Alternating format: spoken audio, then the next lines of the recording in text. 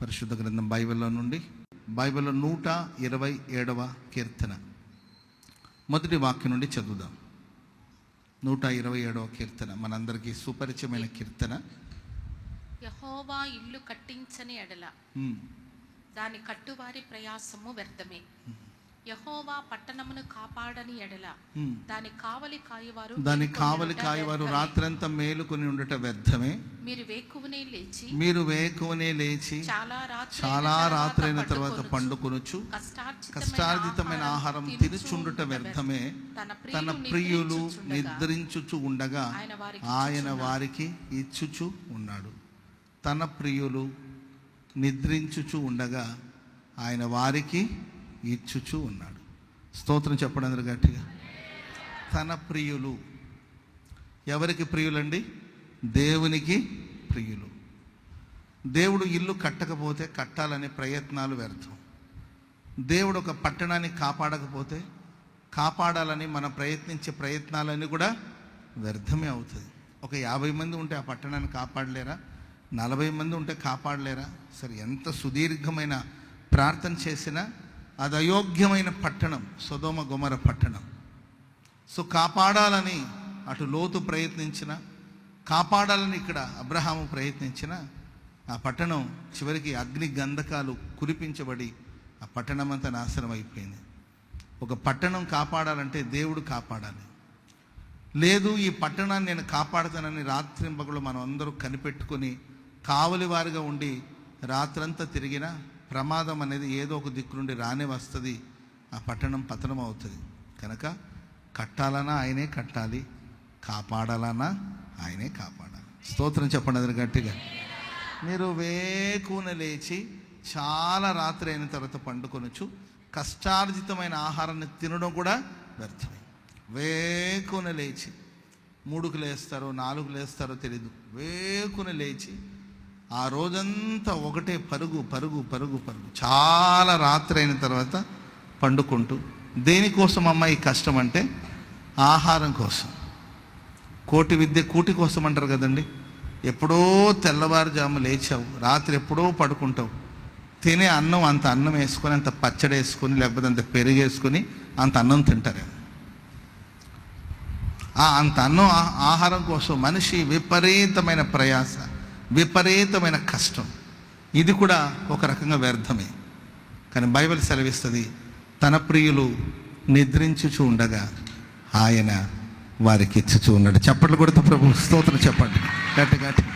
తన ప్రియులు ఒక ఇంటి విషయంలోనే కానీ, ఒక పట్టణ విషయంలోనే కానీ, ఒక ఆహార విషయంలోనే కానీ తన ప్రియులు నిద్రిస్తూ ఉండగా అంటే నిద్ర పొమ్మన్న కాదని అర్థం. తన ప్రియమైన వారు ఎలా ఉండాలంటే ఒక ప్రశాంతమైన స్థితిలో ఉండాలి. ఏ స్థితిలో ఉండాలండి? నిద్రపోయినవాడు మీరు ఎప్పుడైనా చూడండి, అలసటగా, ఇబ్బందిగా, కొంచెం మప్పుగా, కొంచెం ఇబ్బందిగా, పోరాటంగా ఉన్నప్పుడు జస్ట్ వెళ్ళి ఒక 10 నిమిషాలు నిద్రపోయినా ఆ తర్వాత ఫ్రెష్ అయిపోతారు. Praise the Lord. నిద్రపోయిన వ్యక్తి ప్రశాంతంగా ఉంటాడు. అలాంటి ఒక ప్రశాంత స్థితి. నిద్రపోతున్నప్పుడు మనం నిద్రావస్థలో ఉంటాం. అప్పుడు అమెరికా దేశం కూలిపోయిందన్న మనకు తెలీదు. Praise the Lord. లేకపోతే మనం నిద్రపోతున్నప్పుడు ఉన్నప్పుడు సునామీ వచ్చింది అని అన్న కూడా మనకు తెలీదు. నిద్రపోయినవాడు ఏది పట్టించుకోడు. అదొక నిద్రావస్థ. ఆత్మీయ జీవితంలో నిద్రపోమ్మని కాదు కానీ ప్రియులరా, ఒక నిద్రావస్థలో ఉన్న వ్యక్తి ఎంత ప్రశాంతంగా ఉంటాడో అంతటి ప్రశాంత స్థితిని, సమాధాన స్థితిని ఎవరైతే పొందుతారో వారి జీవితంలో వారు అడగకపోయినా వారి అక్కర్లన్నీ ప్రభు తీరుస్తూ వస్తాడు. చెప్పలు కూడా అందరూ గట్టి గట్టి గట్టిగా.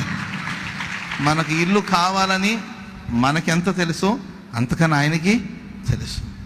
మన పట్టణం కాపాడబడాలనే దానికోసం మనం ఎంత ప్రయాసపడుతున్నామో అది ప్రభుకి తెలుసు.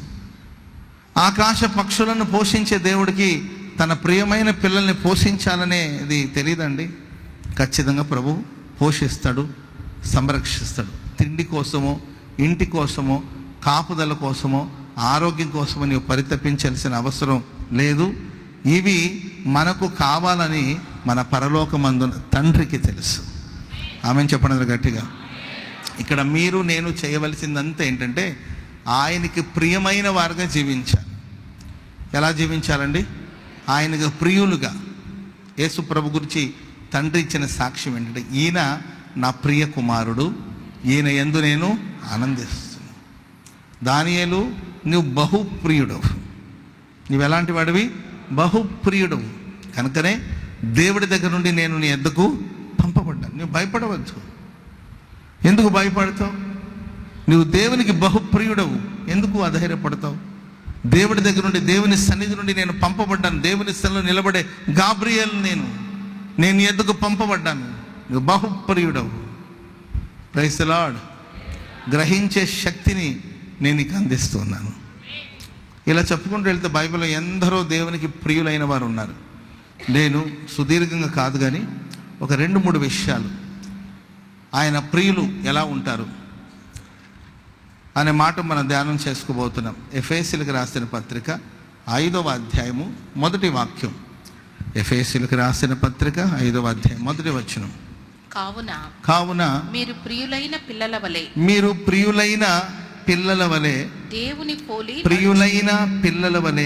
దేవుని పోలి నడుచుకోవాలి. ఆమేన్ చెప్పండి గట్టిగా. మనం ప్రియులైన పిల్లల వలె దేవుని పోలి నడుచుకోవాలి. ఎవరిని పోలి నడుచుకోవాలండి? చెప్పాలి. ఎవరిని పోలి నడుచుకోవాలి? వీలైతే అదే స్వరంతో పక్కన వాళ్ళని చూసి దేవుని పోలి నడుచుకుందామని చెప్పండి. నిజంగా చెప్పాలి. ఇదేదో అబ్రాం పాష్కర్తో అంటాడని చెప్పి దేవుని పోలి నడుచుకో అది కాదు. దేవుని పోలి నడుచుకుందాం. ప్రియులైన పిల్లల వలె. ఆమేన్.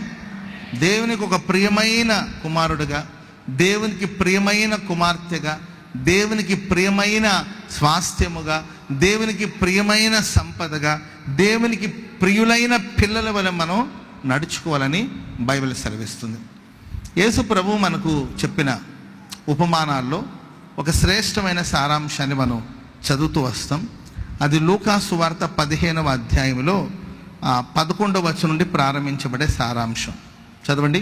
లూకా సువార్త 15వ అధ్యాయం 11వ వచనం నుండి. మరియు ఆయన ఇట్లా నేను ఒక మనుషునికి ఒక తండ్రికి 2 కుమారులు ఉన్నారు. వారిలో చిన్నవాడు తండ్రి ఆస్తిలో నాకు వచ్చు భాగం ఇమ్మని తన తండ్రిని అడుగగా అతడు వారికి తన ఆస్తిని పంచిపెట్టెను. కొన్ని దినములైన తర్వాత చిన్న కుమారుడు సమస్తాన్ని కూర్చుకొని దూరదేశానికి ప్రయాణమైపోయి అచ్చట తన ఆస్తిని దుర్వ్యాపారంలో పాడు చేశాడు. అదంతయు ఖర్చు చేసిన తర్వాత దేశమందు. ఈ సారాంశం అంతా మనకు తెలుసు. ఇక్కడ మన ఫోకస్ అంతా ఒకటి తండ్రి మీద, రెండవదిగా తన చిన్న కుమారుడి మీద వెళుతుంది. సో దేవుడు యేసు ప్రభు చెప్పిన ఉద్దేశం కూడా అదే. అండ్ లూకా తన సువార్తను రాసేటప్పుడు ఆ చిన్న కుమారుని ఫోకస్ చేసి, ఆ చిన్న కుమారుడు ఎలా తప్పిపోయాడు, ఆయన ఎలా మనస్సును ప్రభు చెప్పిన సంగతుల్ని ఆ చిన్న కుమారుని ఫోకస్ చేస్తూ మనకు అందిస్తారు. ఈరోజు డిఫరెంట్గా మనం చిన్న కుమారుడు కాకుండా కొంచెం పెద్ద కుమారుడు గురించి ఆలోచిద్దాం. Praise the Lord. చిన్న కుమారుడు దేవునికి ప్రియమైన వాడే. సో అందుకొరకు పరిగెత్తుకుంటూ వెళ్ళాడు, మెడ మీద పడ్డాడు, ముద్దు పెట్టాడు. అడగకుండా ఆయనకు ఆస్తి అంతా, అడిగిన వెంటనే అతనికి ఆస్తి అంతా పంచిపెట్టాడు. ఇలా చిన్న కుమారుడు గురించి ఎన్నో విషయాలు చూస్తాం. అదే ఇంట్లో ఇంకొక కుమారుడు ఉన్నాడు. Praise the Lord. ప్రియమైన కుమారుడు, అతడు పెద్ద కుమారుడు. ఈ పెద్ద కుమారులో ఉన్న విశేషాలు ఏంటి? ఈ పెద్ద కుమారుడు ద్వారా మనం నేర్చుకోవలసింది ఏంటి, నేర్చుకోకూడవలసింది ఏంటి? ప్రతి మనిషిలో మంచి విషయాలు ఉంటాయి, కొన్ని చెడ్డ విషయాలు కూడా ఉంటుంది. వాళ్ళ దగ్గర మనం నేర్చుకోవలసిన విషయాలు కొన్ని ఉంటాయి, నేర్చుకోకూడని విషయాలు కూడా ఉంటుంది. ఎవరైనా కానీ వాళ్ళు పాజిటివ్ మంచి విషయాలు కొన్ని ఉంటాయి, కొన్ని నెగటివ్ చెడ్డ కార్యాలు కూడా కొన్ని ఉంటాయి. ఈ పెద్ద కుమారులు ఉన్న మంచి విషయాలు ఏంటి, అతని దగ్గర నుండి మనం నేర్చుకోకూడని కొన్ని కార్యాలు ఏంటి, అవి కూడా ఈ సారాంశం మనకు తెలియచేస్తుంది. స్తోత్రం చెప్పండి గట్టిగా. ఈ పెద్ద కుమారుడుకున్న విశేషం ఏంటంటే ప్రియులారా, అతడు తన తండ్రిని వేదనకు గురి చేయలేదు. ఏం చేయలేదండి? వేదనకు గురి చేయలేదు. తన తండ్రిని ఇబ్బంది పెట్టలేదు. చిన్న కుమారుడు వచ్చేసి ఆస్తిలో నా వాటా నాకు ఇస్తావా, నా భాగం నాకు ఇస్తావని అడిగాడో, పోరాడాడో, గొడవ పడ్డాడో, లేకపోతే పెద్ద మనుషులు పిలువనంపించి పంచాయతీ పెట్టించాడో, నా ఆస్తి నాకు ఇచ్చేయి, నా వాటా నాకు ఇచ్చే. ఏ తండ్రి త్వరగా తన ఆస్తిని పంచి ఇవ్వడానికి సాహసించడు? మరి ఈయన ఎలా ఇబ్బంది పెట్టాడో, ఎలా క్షోభ పెట్టాడో, ఎలా ఇబ్బంది పెట్టాడో, ఎలా బాధ పెట్టాడో మనకు తెలియదు. చివరికి వాళ్ళ నాన్న అతను అడిగిన దాన్ని బట్టి అతని ఆస్తి అతనికి ఇచ్చివేశాడు. ప్రైజ్ ది లార్డ్, హల్లెలూయా. చిన్న కుమారుడు అడిగి పొందాడు, పెద్ద కుమారుడు వాళ్ళ నాన్న ఇచ్చింది తీసుకున్నాడు. స్తోత్రం చెప్పడం గట్టిగా. సంఘాలు 2 రకాలమైన వాళ్ళు ఉంటారు. అడిగి ప్రభు నాకు అది ఇస్తావా, ఇదితో అడుగుడి మీకు ఇవ్వబడి అన్నావు కదా ప్రభు, ఇస్తావా లేదా, ఇవ్వండి ప్రభు అని అడిగి పొందేవాళ్ళు కొందరున్నారు. సంఘంలో మరొక గుంపు ఉంటారండి, ఆయన ఏది ఇస్తే అది నేను తీసుకుంటాను. ఆమె చెప్పండి గట్టిగా. అడుగు బాబు నీకేం కావాలంటే, నేను అడగడం ఏంటి ప్రభువా, అడగక మునిపే నా అక్కర్లన్నీ నీకు తెలుసు. అడిగినంతకంటే ఎక్కువగానే ఇచ్చే దేవుడు. నీవేది ఇస్తావు, అరే ఈ భూమి నీకు ఇవ్వాలనుకోండి, నీకు ఇష్టం, నా ఇష్టంతో పని ఏముంది నాన్న, నీవేదైతే నాకు ఇస్తావో, నువ్వు నాకు ఏది ఇచ్చినా మంచివే ఇస్తావు, కాబట్టి నీకు ఇవ్వాలనుకుంటే ఇవ్వండి, వద్దంటే పర్వాలేదు ప్రభువా, నేను ఆస్తిని కాదు ప్రేమిస్తుండేది, ఆస్తిని ఇచ్చే తండ్రిని ప్రేమిస్తున్నాను. చప్పట్లు కొడుతూ దేవుడికి స్తోత్రం చెప్పండి గట్టి గట్టిగా హల్లెలూయా చెప్పండి, గట్టిగా హల్లెలూయా. యాకోబు చరిత్ర మనం ధ్యానిస్తే, యాకోబు మోసపూరితంగా వెళ్ళి వాళ్ళ అన్నయ్యకి రావాల్సిన ఆశీర్వాదాన్ని వాళ్ళ అమ్మ ప్రేరణ చేత, వాళ్ళమ్మ ప్రేరేపించింది. లోకంలో ప్రేరేపించే ఒక శక్తి ఉంటుంది, పలు కార్యాల కొరకు ప్రేరేపిస్తూ ఉంటుంది. ఆ ప్రేరణకు లోనైపోయి అది అన్న ఆశీర్వాదం, అన్న కొరకు సిద్ధపరిచిన ఆశీర్వాదం, అది తనది కాదు. డ్రెస్ మార్చుకొని, వాయిస్ మార్చేసి, మోసం చేసి అన్నకు రావాల్సిన ఆశీర్వాదాన్ని పోగు చేసుకుని వెళ్ళిపోయాడు. కానీ ప్రియులారా, ఆ తర్వాత ఏశావు వస్తాడు. ఏశావు వచ్చిన తర్వాత ఆయనకి ఎందుకు ఇచ్చావు, అది తిరిగి నాకు ఇమ్మని అడగలేదు కానండి, అతని మీద కోపం అసూయ కూడా కాదు కానండి, నాకు కూడా ఏదైనా ఆశీర్వాదం ఇవ్వండి అని అడిగాడు. స్తోత్రం చెప్పడం గట్టిగా. తండ్రిని ఇబ్బంది పెట్టాలని కోరుకోలేదు.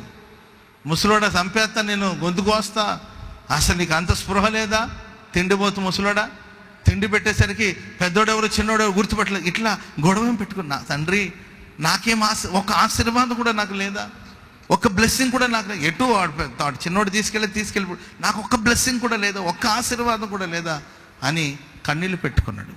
చివరికి వాళ్ళ నాన్న ఏదో ఇచ్చాడమ్మా. ఏమిచ్చాడు? నీ నివాసము భూసారము లేకయు. ఇది ఒక ఆశీర్వాదం అండి. నీ నివాసం ఎలా ఉంటుందంటే, భూసారం అంటే ఏమి పంటే పండదు, అట్లాంటి భూమి నీకు ఇస్తున్నంటే, ముసలోడా నీవే తీసుకుని సాము అన్నాడా? నీ నివాసము భూసారము లేకయు పైనుండి ఇప్పుడు ఆకాశపు మంచు లేకయు. ఆకాశం నుండి మంచు కూడా నీకు కురవదు. నీవు నీ కత్తి చేత బ్రతుకు. నీవు కత్తి తీసుకొని నీ కష్టాల మీద నువ్వు బతకాల్సిందే తప్ప, నీకు ఇవ్వబడిన భూమి సారం లేకుండా ఉంటుంది, దాని మీద మంచు కూడా కురవదు. సరిదేసుకున్నాడండి, ఓకే పర్వాలేదు. స్తోత్రం చెప్పండి గట్టిగా. మోసం చేసి ఆస్తినంత ఆశీర్వాదం అంతా పోగు చేసుకుని వెళ్ళిన యాకోబు ఏమైనా సుఖంగా బతికాడా, సంతోషంగా బ్రతికాడా, సమాధానంగా బ్రతికాడా? మంచుకు తడిచాడు, ఎండకు ఎండాడు, ఎన్నో నిద్రలేని రాత్రులు, కళ్ళు క్షీణించిపోయిందండి, అల్లాడిపోయాడు. ఆ తర్వాత ఏదో పోగు చేసుకుని ఇది ఆశీర్వాదం అని భావించి తిరిగి వస్తున్నాడు కానండి, ఏశావు మాట వినేసరికి గడగడ వణికిపోయాడు. ఈరోజు మనకున్న సంపద మనకు ధైర్యాన్ని ఇవ్వాలి, మనకున్న ఆస్తి మనకు సంతోషాన్ని ఇవ్వాలి. ఆమెను చెప్పండి గట్టిగా. ఈ ఆస్తి, ఈ ఐశ్వర్యం, ఈ సంపద మనల్ని కలవరానికి గురి చేయకూడదు. ఏశావు మాట వినేసరికి హడాలి 20 ఏళ్ళు అయిపోయింది, 20 సంవత్సరాలు అయిపోయింది. ఈ 20 సంవత్సరాల తర్వాత కూడా తన గుండెలో భయం పోలేదంటే మీరు ఆలోచించాలి. ప్రేమైన వాళ్ళరా, మనం ప్రియులైన బిడ్డలుగా, ప్రియులైన కుమారులుగా, ప్రియులైన కుమార్తెలుగా జీవించాలి. ఏశావు మేబీ అతని బైబిల్లో భ్రష్టుడు, వ్యభిచారు అని వ్రాయబడినప్పుడు కూడా ఒక ప్రియమైన అనుభవం ఏశావులో మనం చూస్తున్నాం. స్తోత్రం చెప్పడం గట్టిగా. ఏశావు అంటాడు, నాకు కావలసినదంతయు ఉన్నది. Praise the Lord. నాకు కావలసిందంతా ఉంది. వాళ్ళ నాన్న, నీకు ఇవ్వబడిన భూమి, నీ నివాసం భూసారం లేకుండా ఉంటుంది, ఆకాశపు మంచు కూడా నీకు కురువదన్నాడు. కానీ దేవుడు అతనికి కావలసిందంతా ఇచ్చాడు. ఈరోజు మనం చెప్పగలుగుతాం, కావాల్సినంత ఉంది అని చెప్పగలుగుతామా? ఇచ్చేవాడు ఉంటే చచ్చేవాడు కూడా లేస్తాడంట. ఇచ్చేవాడు ఉంటే చచ్చేవాడు కూడా లేస్తాడు. గవర్నమెంట్ నుండి ఏదో మీకు ఏదో వస్తుందని అంటే చాలండి, పేర్లు మార్చేసి వయసు మార్చేసి తలక్రిందులు అయిపోయి ఏదో ఒకటి చేసి మాకు కూడా ఇవ్వండి అని పోయి అవసరమైతే చిరిగిపోయిన బట్టలు కట్టుకుని వరుసలో నిలబడతారు. గవర్నమెంట్ వాళ్ళు తలాకు ఒక 10,000 ఇస్తున్నారు అన్నారు అనుకోండి, మీకు సమృద్ధి ఉన్నా కూడా సంపద ఉన్నా వెంటనే చిరిగిపోయిన డ్రెస్ ఏదో వేసుకుని వెళ్ళి అక్కడ లైన్లో నిలబడతారు. అమ్మ మీరు ఉన్నవాళ్ళే కాదంటే, ఒకప్పుడు ఉన్నవాళ్ళమే బాబు, ఇప్పుడు అన్నీ పోగొట్టుకుని ప్రస్తుతానికి 10,000 వచ్చేదాకా పోగొట్టుకునే వాళ్ళగా. ఏసావంటాడు నాకు కావలసినదంతా ఉన్నాయి. ఆమెను చెప్పండి గట్టిగా, చెప్పండి గట్టిగా, హల్లెలూయా హల్లెలూయా. ఎవరో మీద ద్వేషంతో, ఎవరో మీద పగతో కాదు. హన్నా పెనిన్నా ఉన్నారు. హన్నా ప్రార్థన ఏంటంటే, ప్రభువా నాకు సంతానం లేదు, నాకు బిడ్డను దయచే. అది ప్రార్థన. ఆ పెనిన్నా నాకు పిల్లలు ఉన్నారు, నాకు పిల్లలు లేరు, ఇది కాదు ప్రార్థన. పెనిన్నా ఏదో అనిందని వచ్చి అసూయపడి కోపడి ప్రార్థించడం కాదు. నాకు సంతానం కావాలి. పెనిన్నాకు దేవుడు సంతానం ఇస్తే మంచిది, ఆవిడ కూడా నా సహోదరే కదా, మంచిది, ఆమెకు పిల్లలు ఉంటే మంచిది. కానీ నాకు కూడా గర్భఫలం. న్యాయబద్ధంగా ప్రభుత్వంలో ప్రార్థించే అనుభవం, ప్రభు ఇచ్చిన దాన్ని తీసుకునే అనుభవం పెద్ద కుమారులు మనం చూస్తాం. ఆమెను చెప్పండి అందరూ గట్టిగా, చెప్పండి గట్టిగా, హల్లెలూయా. దావీదుకి చాలామంది కుమారులు ఉన్నారు. దాంట్లో అదోని అనేవాడు ఒకడు ఉన్నాడు. ఎవరండి ఆయన? అదోని అని ఒక కుమారుడు ఉన్నాడు. నాన్న ఉండగానే ప్రిపరేషన్, ఫుల్ ప్రిపరేషన్ అనమాట, సిద్ధపాటు. ఆమె పెళ్ళే కాల అమ్మాయికి అప్పుడే సామాన్లన్నీ పోగు చేస్తుంది. మమ్మీ బంగారం నేను తీసుకెళ్తాను, వెళ్ళేటప్పుడు ఇది నేను తీసుకెళ్తాను, మమ్మీ డబుల్ కార్డు నేను తీసుకెళ్ళా అంటుంది. నీకు పెళ్ళే కాల, 3 నెలల తర్వాత పెళ్ళి. మమ్మీ నేను వెళ్ళేటప్పుడు ఇది తీసుకెళ్తాను మమ్మీ అంటే, తీసుకెళ్తావులే అమ్మాయి, అంతకన్నా మంచిదే ఇస్తానంటే, ఇది నేను తీసుకెళ్తాను మమ్మీ, ముందే చెప్తున్నాను నీకు అంటూ. కానీ నాన్న ఉన్నాడు. అప్పుడే ఈయన ఒక 50 మందిని పోగు చేసుకుని, అప్పుడే కొంతమంది అతనికి ఫేవర్గా ఉండేటట్లు, అప్పుడే దావీదు సామ్రాజ్యంలో, దావీదు రాజ్యంలో తనకు ఒక గుంపును ఏర్పాటు చేసుకుని నాన్న ఉన్నాడు. ఎవరికి ఏమి ఇవ్వాలో నాన్నకు తెలుసు. అదోనియా భయమంతా ఏం తెలుసండి, నాన్న ఎక్కడున్నాడు? మరణ పడకలో ఉన్నాడు. ఎక్కడున్నాడండి? మరణ పడకలో ఉన్నాడు. ఎప్పుడైనా పోవచ్చు ప్రాణం, చెప్పలేదు. ఎప్పుడైనా పుట్టుకని ప్రాణం పోయిందనుకో, ఆ తర్వాత ఎట్లా? ఫ్యూచర్ ప్లాన్స్ చాలామందికి, భవిష్యత్తును గురించిన భవిష్యత్తు అలా ఉండాలి. 10 ఏళ్ల తర్వాత ఏం జరుగుతుందో మనకేం తెలుసండి? భవిష్యత్తు గురించి మనం సిద్ధపడి ఉండకూడదని నేను చెప్పట్లా. 10 ఏళ్ల తర్వాత నీ పిల్లల గురించి, వాళ్ళ పిల్లల గురించి, వాళ్ళ మనవరాళ్ళ గురించి, మనవడు గురించి భవిష్యత్తు ప్రణాళిక. మా నాన్న ఎప్పుడైనా పోవచ్చు. ఆయన పోయిన వెంటనే మరి ఇప్పుడు నుండి కొంచెం సిద్ధపడి అందరిని మంచి చేసుకొని, కొంతమంది సపోర్టర్స్గా పెట్టుకొని, ఒక 50 మంది నా ముందు పరిగెత్తడానికి మనుషుల్ని ఏర్పాటు చేసుకొని, ఓహో ఈయన కాబోయే రాజు అని చూపించుకోవడానికి కోసం ప్రిపరేషన్లో ఉన్నాడు అదోనియా. Praise lord. ఎందుకంటే వాళ్ళ నాన్న చచ్చిపోతాడు, వాళ్ళ నాన్న ఎప్పుడైనా చచ్చిపోవచ్చు అనేది ఆయన అనుభవం. కానీ సొలొమోను ఏమి పట్టించుకోలేదు. మహానుభావుడు ఎక్కడున్నాడో తెలియదు, ఎక్కడ తిన్నాడో తెలియదు, ఎక్కడ పడుకున్నాడో తెలియదు, అసలు ఏం చేస్తున్నాడో కూడా తెలియదండి. ఎక్కడున్నాడు? ఏరా బాబు, మీ అన్నేమో అంత ప్రిపరేషన్లో ఉన్నాడు, అసలు నీకు ప్రిపరేషన్ కూడా లేదు, కనీసం ఒక అప్లికేషన్ అయినా వేసావా? ఒక అప్లికేషన్ అని పెట్టుకున్నావురా? ఆయన రాజు అయ్యాడనుకో, మరి నీ పరిస్థితి ఎలా ఉంటుందో, కనీసం ఒక అప్లికేషన్ వేసావంటే ఈయన అంటాడు, నాకెందుకు భయం, మా నాన్న ఉన్నాడు. చెప్పట్లు కూడా మొదలు గట్టిగా హల్లెలూయా. అరే మీ నాన్న మరణ పడకలో ఉన్నాడంటే, ఆయన మరణ పడకలో ఉన్నా నాకేం బాధ లేదు, ఆయన మరణ పడకలో ఉన్నా నాకేం చేయాలి అన్నీ చేసే పోతాడు. ఆమెను చెప్పడం గట్టిగా. ఒక మరణ పడకలో ఉన్న దావీదే, మరణానికి సమీపమై ఉన్న దావీదే మరణ పడకలో కనీసం లేవలేని పరిస్థితుల్లో ఉన్నాడు. మరణావస్థలో, మరణ స్థితిలో ఉన్న దావీదే తన కుమారుడైన సొలొమోను పట్టాభిషేకానికి కావలసిందంతా సిద్ధపరిచి వెళ్ళాడే. మరణ పడకలో ఉన్నవాడే అతని అవసరాలు తీర్చగలిగితే, మహిమ కలిగిన సింహాసనం మీద కూర్చున్న దేవుడు మనకున్నాడు. ఆయన పరలోకపు తండ్రి, పరలోకపు తండ్రి, పరలోకపు తండ్రి, పరలోకపు తండ్రి. ఆయన నిశ్చయముగా నీ అవసరాలు తీర్చబోతున్నాడు. నిశ్చయముగా నీ అవసరాలు ప్రభు తీర్చబోతున్నాడు. హల్లెలూయా. ఏమి తిందుమా, ఏమి త్రాగుదమా, ఏమి ధరించుకుందామని ఈ భౌతికమైన వాటి గురించి చింతించబాకు. ఆకాశ పక్షులను పోషించే దేవుడు, పక్షుల కంటే మనం ఆయన దృష్టికి విలువైన వాడు. పక్షుల కంటే మనం దేవుని దృష్టిలో శ్రేష్టమైన వాడు. మనల్ని ప్రభు పోషించలేడా? ప్రభు మనల్ని సంరక్షించలేడా? మన అక్కరలు అవసరాలు ఏంటో ప్రభు గుర్తెరగలేడా? మనకు ఒక తండ్రి ఉన్నాడు. స్తోత్రం చెప్పండి అందరు గట్టిగా, చెప్పండి గట్టిగా హల్లెలూయా. ఇస్సాకు వాళ్ళ నాన్న చూసి, నాన్న నాకు ఇప్పుడు 32, సర్లేరా 32 ఏంటంటే, నాన్న 33 సంవత్సరాలు వచ్చింది, ఏం లేదా, ఏం సంగతి అంటే, నాన్న నాకు 35 వచ్చింది నాయన, నాన్న నాకు 39 సంవత్సరాలు వచ్చింది, ఇంకొక సంవత్సరం 40 సంవత్సరాలు వస్తుంది నాన్న అని ఏమని అడిగాడు అంటే, ఆయనకి 40 సంవత్సరాల వయసు అయినా, నాన్న నాకు పెళ్లి చేయవా అన్నాడా? నాన్న నా గురించి ఏమైనా ఆలోచిస్తున్నావా నువ్వు?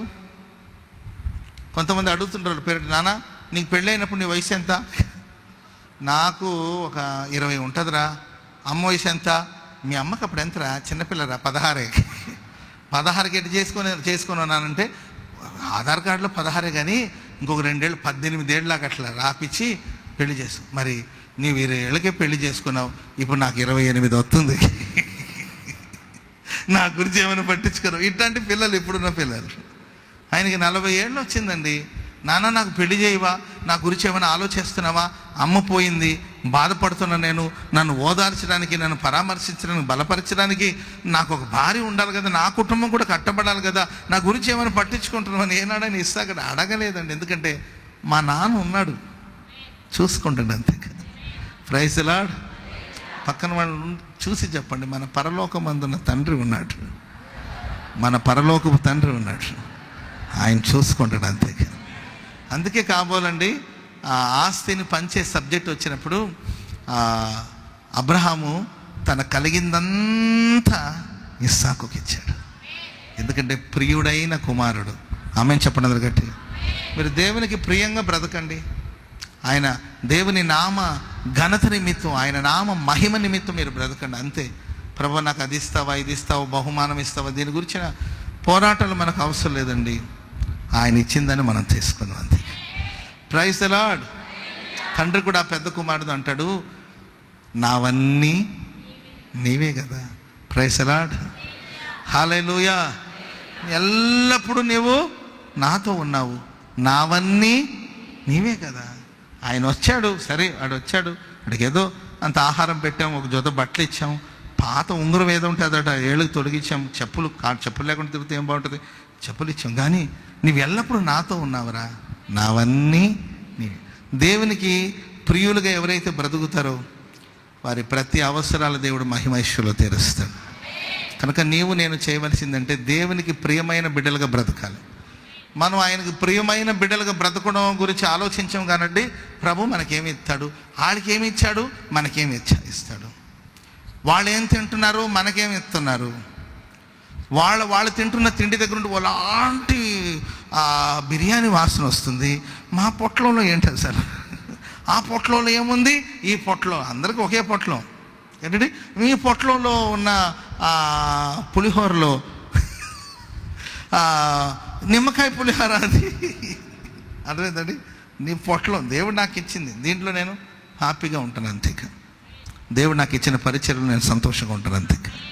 దేవుడు నాకు ఇచ్చిన ఆత్మలను బట్టి, నాకు అప్పగించిన ప్రజలను బట్టి నేను ప్రభుని స్తుతిస్తూ ఉంటాను, ప్రభుని బట్టి నేను సంతోషిస్తూ ఉంటాను అంతే. హల్లెలూయా. మాకెందుకు ఇది ఇచ్చావు, వాళ్ళకి ఎందుకు అది ఇచ్చావు, వాళ్ళు ఎప్పుడు వచ్చారు, మేము ఎప్పుడు వచ్చాం, మేము పుట్టినప్పటి నుండి క్రైస్తవులు, నేను సండే స్కూల్ నుండి భక్తుడిని అని చెప్పుకోవడం కాదు. పెద్ద కుమారులో ఉన్న స్పెషల్ క్వాలిటీ స్వభావం ఏంటంటే అడగలేదండి, అసలు అడగాలనే ఆలోచన కూడా లేదు. వాళ్ళ నాన్న ఇచ్చాడు, దాన్ని తీసుకున్నాడు. Praise the lord.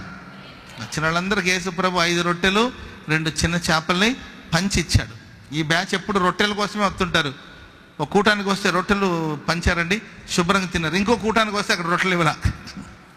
ఏరా ఈరోజు ఏం లేనట్టుందే, ఫాస్టింగ్ ప్రేయర్ లాగా ఉంది, పోదాం రండి, మనం పోయి ఏదో చూసుకోవాలి కదా దారిలో, ఆయన ఇస్తాడా మనం ఎక్స్పెక్ట్ చేసాం, ఈరోజు ఏమి ఇచ్చేటట్టు లేడు, ఎక్కడ రొట్టెల వాసన కానీ ఆ ఉప్పు చేప వాసన కూడా ఎక్కడ రావట్లేదు అని బయలుదేరి వెళ్ళాడు. కొంతమంది మాత్రమే ఆయనతో ఉన్నారు. వారిని ప్రభు తీసుకుని వెళ్ళి ఆయన శరీరం అనే రొట్టెని వారికి పంచాడు. చెప్పలు కూడా మంది గట్టి గట్టి గట్టి గట్టి గట్టి గట్టి హల్లెలూయా. చెప్పండి గట్టిగా హల్లెలూయా. కనుక రొట్టెల కోసం వచ్చే బాధ్యత కాదండి, ఆయన శరీరములో ఆయన రక్తంలో పాలు పంపులు పొంది ఆయనకి ప్రియులైన బిడ్డలుగా మనం మారాలనేదే ఆయన ఆశ. Praise the Lord. ఆమేన్. రెండవదిగా ఈ పెద్ద కుమారుడుకున్న మరొక అనుభవం ఏంటంటే, ఆస్తి వచ్చి రాకమునిపే అంత పోగు చేసుకుని వాడు దూరదేశానికి వెళ్ళిపోయాడు. ఆస్తి అంత వచ్చిన వెంటనే అడ్రస్ లేడు అయ్యగారు. అసలు ఎక్కడున్నాడో కూడా తెలీదు, ఏమైపోయాడో కూడా తెలీదు. మొత్తాన్ని పోగు చేసుకుని దూరదేశానికి, మరి ఫ్లైట్లో వెళ్ళాడో లేకపోతే ఎట్లా వెళ్ళాడో కానీ దూరదేశానికి సుదూర ప్రయాణం చేసుకుంటూ వెళ్ళిపోయాడు. అడ్రస్ లేడు, ఆచూకీ లేడు, బతికాడో సచ్చాడో కూడా తెలియదు, వెళ్ళిపోయాడు. సరే, ఇతను కూడా ఆస్తి వచ్చింది కదా, స్వేచ్ఛ ఉంది కదా. స్వేచ్ఛ ఉందా లేదండి? చిన్నోడికి అంత స్వేచ్ఛ ఉంటే పెద్దవాడికి అంతకన్నా స్వేచ్ఛ ఉంటుంది కదా. పెద్దవాడు జ్యేష్ఠుడు, ఆస్తిలో అతనికి 2 భాగాలు వచ్చి ఉండొచ్చు ఒక రకంగా చెప్పాలంటే. అతనికి కూడా స్వేచ్ఛ ఉంది కదండి. స్వేచ్ఛగా బ్రతకలేడా? స్వతంత్రంగా బ్రతకలేడా? ఆయన ఇష్టానుసారంగా తిరగలేడా? వాళ్ళు తిరుగుతున్నారు కదా, మనం ఎందుకు తిరగకూడదు? వాళ్ళని ఎవరు అడగట్లేదు కదా, నన్ను ఎందుకు అడుగుతారు అని అనుకోలే. స్వేచ్ఛగా వాళ్ళు తిరుగుతున్నారు కదా, నేను స్వేచ్ఛగా తిరుగుతాను, వాళ్ళకి అధికారం ఉన్నప్పుడు నాకు కూడా అధికారం ఉంటుంది అని అనుకోలేదండి. తండ్రి సహవాసాన్ని విడిచి దూరంగా వెళ్ళాలని ఆలోచించను కూడా ఆలోచించలేదు. అందరు విడిచిపోయినా కూడా ఆ పెద్ద కుమారుడు తండ్రి సహవాసాలను ఉండిపోయాడు. చెప్పండి కొడుతు దేవునికి స్తోత్రం. చెప్పండి గట్టిగా హల్లెలూయా, హల్లెలూయా. మనం ఎప్పుడు ఆయనకు ప్రియమైన బిడ్డలుగా మారుతాము అంటే ఆయన సహవాసంలో మనం ఉండాలి. మన సహవాసం అయితే తండ్రి అయిన దేవునితోనూ ఆయన కుమారుడైన క్రీస్తుతో. సహవాసాన్ని విడిచి తిరగకూడదు. దేవుడు మనకు ఒక ఉపదేశాన్ని ఇచ్చాడు, ఒక పరిచర్యను దేవుడు మనకి ఇచ్చాడు. ఈ పరిచర్యకు మనం కట్టుబడి, ఈ ఉపదేశానికి కట్టుబడి, ఈ ఉపదేశంలో నిలిచి, నేనైతే నా దేవుని మందిరములో పచ్చని ఒలివల చెట్టు వలె ఉన్నాను. దేవుని మందిలో నీతిమంతుడు ఖర్జూరపు వృక్షం వలె ఆయన మందిలో నాటుబడి వర్ధిల్లుతారని వాక్యం సెలవిస్తుంది. దేవుని మందిరంలో ఉండాలి, దేవుని మందిలో నాటబడాలి, ఆయనతో సహవాసంలో మనం ఉండాలి, ఆయనతో ఐక్యతలో మనం నిలిచి ఉండాలి. అటు పోయాడు కదా, ఆడితో పాటు ఆయన అడగలేదు కదా, నన్నేవాడు అడుగుతాడని అనలా. ఆయన ఏమాత్రం ఆ తండ్రి సహవాసానికి దూరం కాలేదు. ఆమె చెప్పండి గట్టిగా. నయోమి ఉందండి, ఆమెకి 2 కోడళ్ళు ఉన్నారు, ఓర్పా, రూతు. నయోమి చెప్తుందమ్మా, నాతో పాటు ఉండడం వల్ల మీకు లాభం ఏమీ లేదు, నా మాట వినండి. నాతో ఉండడం వల్ల మీకు ప్రయోజనం ఏమి లేదు. ప్రయోజనం ఏదైనా ఉందని కొంత దూరం వచ్చింది. ఎవరు ఓర్పా కూడా కొంత దూరం, ఇద్దరు వచ్చారు. ముసలి దానికి వ్యత్లేహం ఏమైనా పొలాలు గిలాలు ఉన్నట్టున్నాయి, మనకేమైనా ప్రయోజనాలు ఉంటుందేమో, మరి ఆస్తి పంపకాలప్పుడు మరి మొత్తం ఈ రూతుకి వెళుతుందేమో, కొంచెం మనకు కూడా ఏమైనా ఉంటుందని ఎక్స్పెక్టేషన్తో వచ్చిందేమో. కానీ అక్కడికి వచ్చేసరికి ప్రియులారా, ఆమె చెప్పింది, నా వల్ల మీకు ఏ లాభం లేదు, ప్రయోజనం లేదు. ఎందుకు మీ జీవితాన్ని మీరు పాడు చేసుకుంటారు? వెళ్ళండి, మీ స్వదేశానికి వెళ్ళండి, మీ తండ్రి ఇంటికి మీరు వెళ్ళండి, మీ స్వజనుల దగ్గరికి వెళ్ళండి, మీకే ఆటంకం లేదు. ధర్మశాస్త్ర ప్రకారం కూడా మీరు ఇప్పుడు స్వతంత్రులే. భర్త చనిపోయాడు కనుక నీవు స్వతంత్రురాలవే. నీవు నీ లైఫ్ని ఎలా లీడ్ చేసుకోవాలో, అది ఏ తీర్మానం తీసుకోవాలో అవకాశం నీకుంది, మీరు వెళ్ళండి అని ఇద్దరికి ఒకటే ఉపదేశం చేస్తే, ఓర్పా ముద్దు పెట్టి, ఇది యూదా ఇస్కరియోతు మనసు. ఎవరు మనసు అండి? ముద్దు పెట్టి మనుష్య కుమారుని అప్పచెప్పాడు. ముద్దు పెట్టి, ఎవరిని నమ్మాలి ఎవరిని నమ్మకూడదు అర్థం కాని రోజులు. ముద్దు పెట్టి మనిషి కుమారుని అప్పచెప్పిన యూదా ఇస్కరియోతు యొక్క మనసు ఓర్పాలో చూస్తున్నాం. ముద్దు పెట్టి తన స్వజనుల దగ్గరికి వెళ్ళిపోయింది ఆమె. ఈమె వల్ల నాకేం లాభం లేదు, ప్రయోజనం లేదని. రూతు, నీవు కూడా వెళ్ళమంటే, నన్ను వెళ్ళమని మాత్రం నీవు చెప్పొద్దు, ఆ మాట నీవు చెప్పొద్దు. స్తోత్రం చెప్పండి గట్టిగా. నీ దేవుడే నా దేవుడు, నీ జనమే నా జనం, నీవు ఎక్కడ ఉంటావు నేను అక్కడ ఉంటాను. అది కాదమ్మ, ఇంకా ఆ టాపిక్ వద్దు, ఆ సబ్జెక్ట్ వద్దు. ఇక మనది ఇంకా అనుకున్నది, సరే ఇంక ఎంత చెప్పినా ఈ అమ్మాయి వినేటట్లేదు, సరే కానీ బయలుదేరదాం. ఆమె చెప్పండి అందరు గట్టిగా. సహవాసం. Praise the Lord. చర్చికి రావద్దు అన్న కూడా, చర్చికి రాకుండా మేము ఎట్టుంటాము? ఈ సహవాసం లేకపోతే మేము ఎట్టుంటాము? అది కాదండి సమర్పణ. దేవుడు లేడు, గీవుడు లేడు, ప్రార్థన లేదు, గీర్తన లేదు, చర్చి లేదు, కీర్చి లేదు, అబ్రాం పాస్టర్ గారు లేడు, గిబ్రాం పాస్టర్ గారు లేదు. ఇక మొహం కూడా చూడను, అసలు అడుగు పెట్టను ఇటువైపు, ఇటు తిరగ కూడా చూడను అంటారు. అర్థమైందండి? అసలు ఈ మందిరం వైపు తిరగ కూడా చూడను అంట. వాళ్ళది అమరావతి.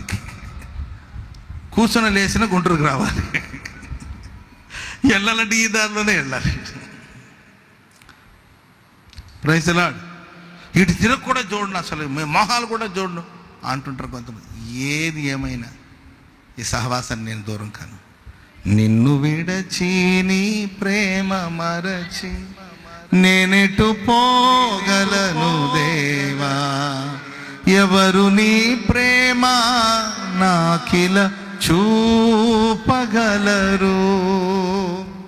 ఎవరు నీ ప్రేమ నాకిల చూపగలరు, నా దేవా దేవా. హల్లెలూయా. అందరూ విడిచిపోయారు. పేతురు, నువ్వు కూడా పోతావు బాబు వెళ్ళంటే, ఎవని యొద్దకు వెళతాం? నీవే నిత్య జీవపు మాటలు గలవాడు. చప్పట్లు కొడతాం అందరూ గట్టిగా గట్టి గట్టి గట్టిగా. హల్లెలూయా. ప్రియులారా, మనం అనుకుంటాము పేతురు 3 సార్లు అబద్ధాలు చెప్పాడు. మనం ఈ దృష్టితోనే మనం చూస్తాం కానండి.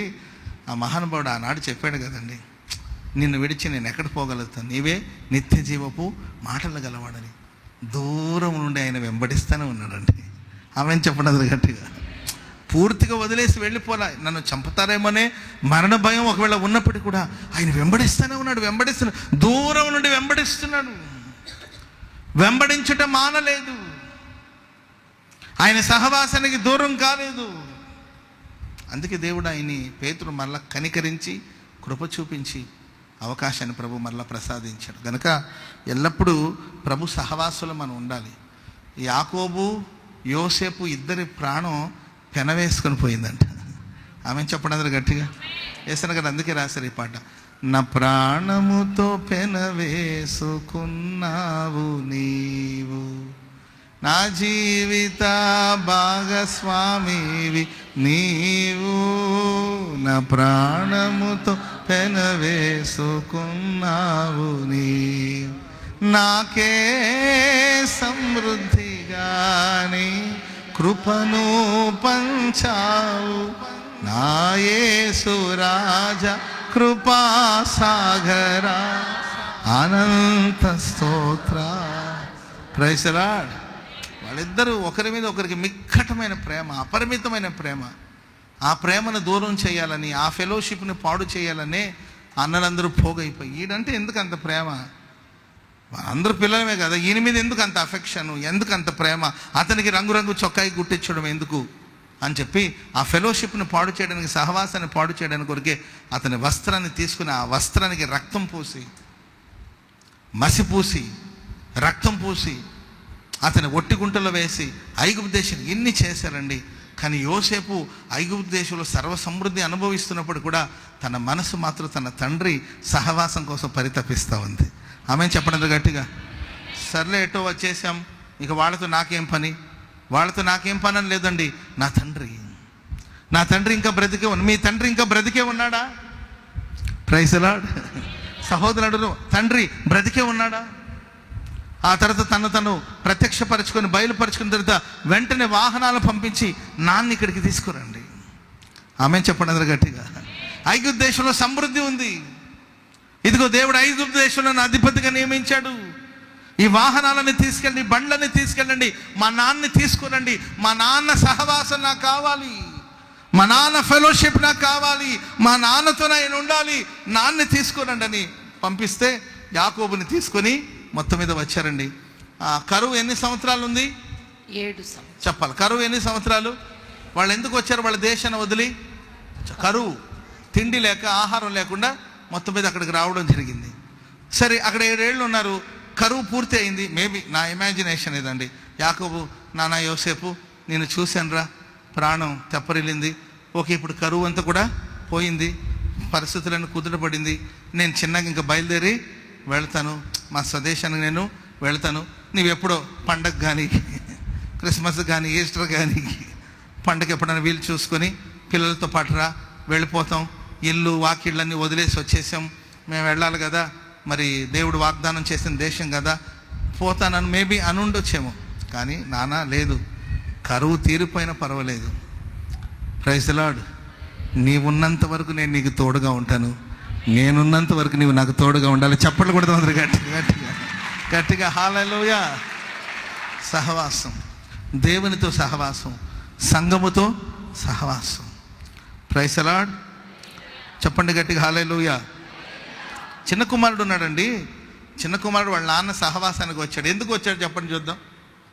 ఎందుకు వచ్చాడు చెప్పండి. చిన్న కుమారుడు ఇళ్ళు అన్నీ నాశనం చేసుకున్నాడు. ఎందుకు తిరిగి వచ్చాడు చెప్పండి. చెప్పాలి, ఎన్నిసార్లు చెప్పుంటాను వాక్యం. అమ్మా ఆకలేసి వచ్చాడా? చెప్పాలి. ఎందుకు వచ్చాడు? ఆహారం. గతి లేక వచ్చాడు. అతనికి అన్నీ బాగుంటే ఎందుకు వచ్చాడు చెప్పండి. అటు పెద్ద బిజినెస్ మ్యాన్ అవుదాం పెద్ద ప్లానింగ్లో వెళ్ళాడు.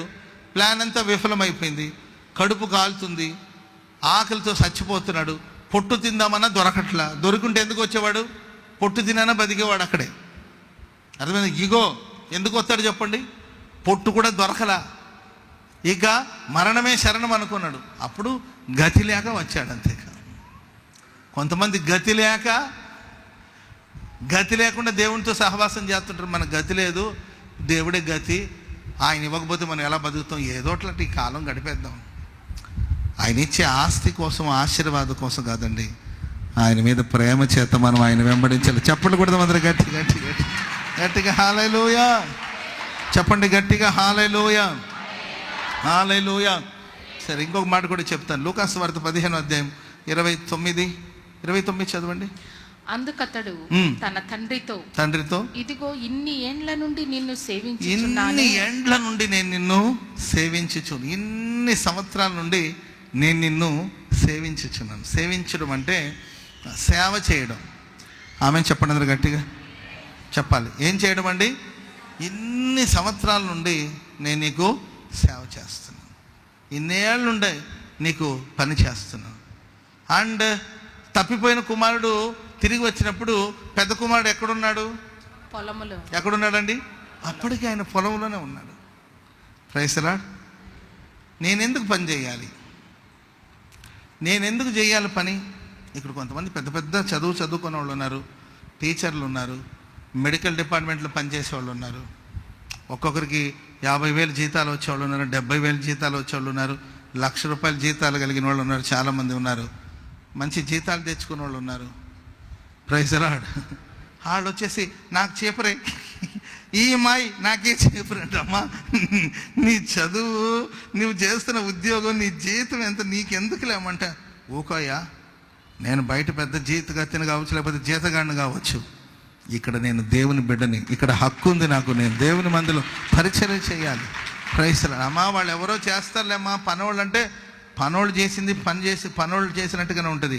నేను కుమారుని కుమార్తెను, నేను నా దేవుని నేను సేవించాలి, ఆయన ఆరాధించాలి, ఆయన మందిరంలో నేను పరిచర్య చేయాలి. చప్పట్లు కొడుతూ దేవునికి స్తోత్రం చెప్పండి గట్టిగా హల్లెలూయా. కొంతమంది అంటే మీరు రాత్రి పగలు పోయేలాడు పరిచర్య చేస్తున్నారు, మీకు ఏమైనా ఇస్తాడు అబ్రాం పాస్టర్ గారు అంటే, మాకు ఎవరు ఏమి ఇవ్వాల్సిన అవసరం లేదు, బహుమానం కోసం నేను పని చేయట్లేదు. నేను ఈ సంఘ బిడ్డని, ఈ సంఘం యొక్క కుమారుని, దేవుని యొక్క కుమార్తెను, హక్కుతో దేవుని మందులు నేను పరిచర్య చేస్తున్నాను. చప్పట్లు కూడా దేవునికి స్తోత్రం.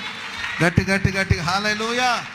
ఏదో ఎక్స్పెక్ట్ చేసి, ఏదో ఎదురు చూసి పని చేస్తే, ఏ బహుమానం ఎదురు చూసి, ఏదో జీతాన్ని ఎదురు చూసి పని చేస్తే నేను కూలివాడిని అవుతాను.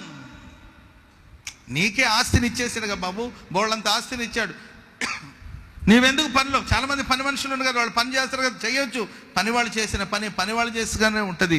నేను కుమారుణ్ణి, నా తండ్రి పొలం మీద నాకు బాధ్యత ఉంది, నా తండ్రి పొలంలో నేను ఉండాలి, నా తండ్రి పొలంలో నేను ప్రయాసపడాలి. Praise the Lord. చెప్పండి గట్టిగా హల్లెలూయా. హల్లెలూయా. ఇన్నాళ్ళుగా నేను నిన్ను సేవిస్తున్నాను. నిజమే, ఆ మాటలో అర్థం ఉందండి, ఆ మాటలో సత్యం ఉంది. ఇన్నాళ్ళు నేను నిన్ను సేవిస్తాను. ఏదైనా ఆశించానా? ఎప్పుడైనా ఒక మేకపిల్లనైనా నా ఫ్రెండ్స్తో పాటు నేను వెళ్ళి ఎంజాయ్ చేయడానికి ఏ రోజైనా అడిగానా నేను? Praise the Lord. ఆ మాట కొంచెం మనకు కఠినంగా అనిపించినా కూడా దాంట్లో సత్యం ఉందా లేదండి?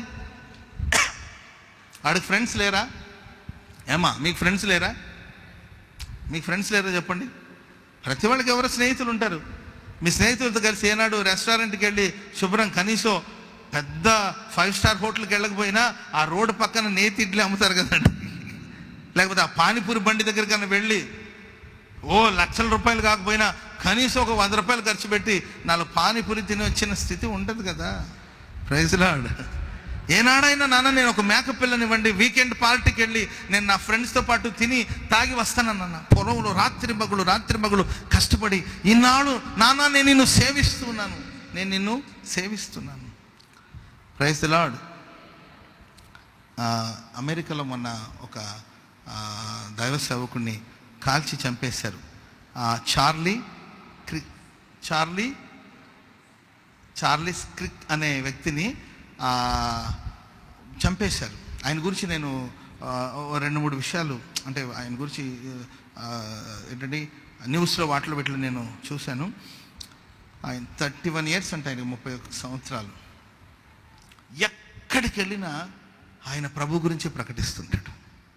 పెద్ద ఆస్తిపరుడు. ఇంకొక 10 సంవత్సరాలు ఉంటే ఆయన అమెరికా దేశానికి అధ్యక్షుడిగా మారగలిగినంత మంచి క్వాలిటీస్ ఆయనలో ఉందంట. ఇంకొక 10 ఇయర్స్ ఉంటే ఆయన మేబీ ఫ్యూచర్లో ఆయన అమెరికా దేశానికి ప్రెసిడెంట్గా మారవచ్చు. అన్ని గుడ్ క్వాలిటీస్ ఆయన దగ్గర ఉంది. ట్రంప్ కూడా చాలా నియర్గా ఉంటాడు, ఆత్మీయుడు.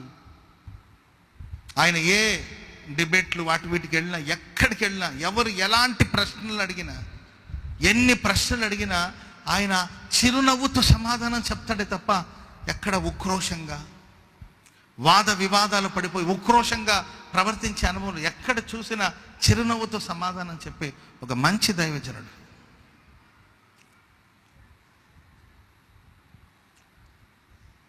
భూలోక సంబంధమైన బహుమానం లేదు, ఎదురు చూడాలని నేను కోరుకోలేదండి.